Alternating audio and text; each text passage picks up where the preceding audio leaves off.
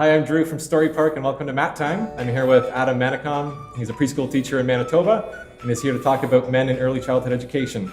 Welcome, Adam. Hi, thanks for having me. Yeah, I've been in the field for 16 years now.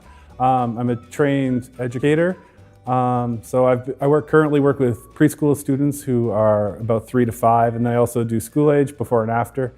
So that's 6 to 12 years old. As well, I run a support group for men in Manitoba, and hopefully one day Canada too. It's called the MECE Group, Men in Early Childhood Education. And and that's, I guess, why we're here is like one of your real passions is engaging men in early childhood. Maybe first of all, like, why is it important to have men in early childhood? I think because currently, at least in Manitoba, our most recent statistics are we have a workforce of about 5,000 people, and the men in our field is at 4.7%. So I want to grow that number because essentially 50% of our clients are boys, and they are not being represented in our staff. And you're working on some strategies around recruitment for men in ECE. Can you share some strategies for educators or administrators who are looking to attract more men in their program? Yeah, so first off, there's sort of two demographics of men I think that would be easier to recruit. The first one is obviously high school students. You can't work in our field until you're 18, but as soon as they come out of there, a lot of the times I find the men I talk to never even thought of early childhood education as a career. Their guidance counselors have told them that their aptitude test shows them that they would be good with kids and they would be a good teacher, so they should go into education. So one of my goals is to just get it on the guidance counselor's radar that we need to start sending these boys and these men into early childhood education because they're needed in our field. And the other demographic to go after, I think, is men who are looking for a second career, a second chance at doing something meaningful with their lives. Guys that are delivering packages or hammering tent pegs, stuff like that, which are all great jobs, but maybe after 20, 30 years, you're tired of that and you want to change.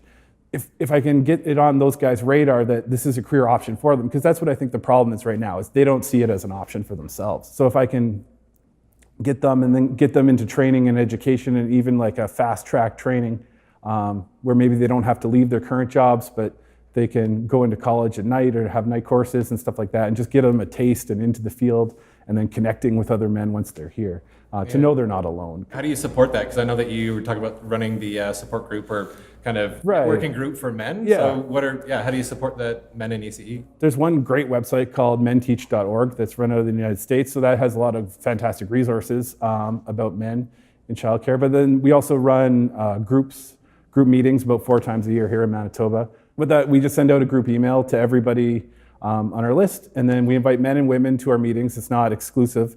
That's one of the things we have a harder time getting out because women don't feel like they're welcome to the men group, but they are because they're the most important. They're what's driving our workforce right now. It's been running great. We haven't had any problems with the way it's been. I just think that the boys are underrepresented, and the girls need positive role models too. It's not just about the boys. I think it's just as important for the girls to have positive male role models and to learn about empathy from men and caring men. And what inspired you to get into the field? Like, because you were talking about before, the guidance counselors don't push men into ECE. So how did you find out about it? Yeah, that's actually a really good question. So my story is I was in university and I was getting my Bachelor of Education, or actually I was getting my bachelor degree.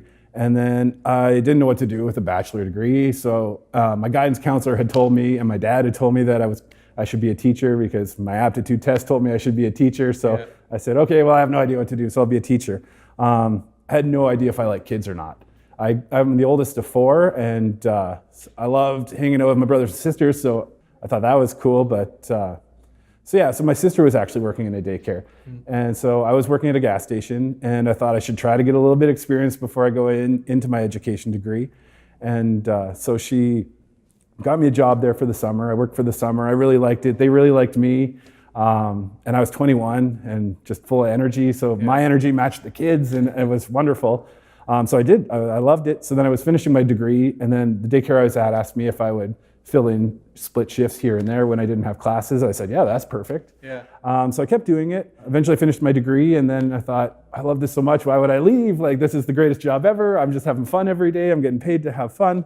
So I stayed, and then I ended up, so that was for 5 years. I just stayed there, and then I got into the workplace program, which in Manitoba is a wonderful opportunity for anybody who's been in the field 2 years. You can work and go to school at the same time. So Okay. yeah, and so then I got my diploma from our college here, and that's the way it is for most men I talk to that come in. They come in because they're connected. Their mom was a director, their sister knew somebody, their girlfriend worked at a daycare that needed a spare at a time, and then they get hooked. What advice would you give to men, and also maybe to just the program directors and policymakers and that sort of thing around men in education? Like, what sort of advice? That you can do this job. It's awesome. It's so much fun. You go home at the end of the day feeling like you've contributed to society. You're doing something important. You're doing important work.